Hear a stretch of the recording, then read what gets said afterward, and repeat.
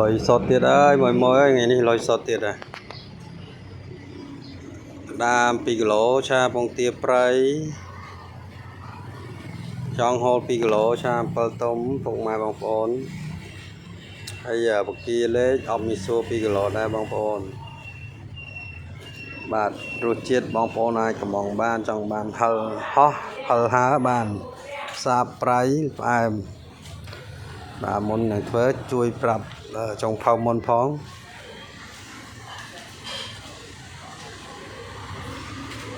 ហេងមួយអ្នកគ្នាខែថ្មី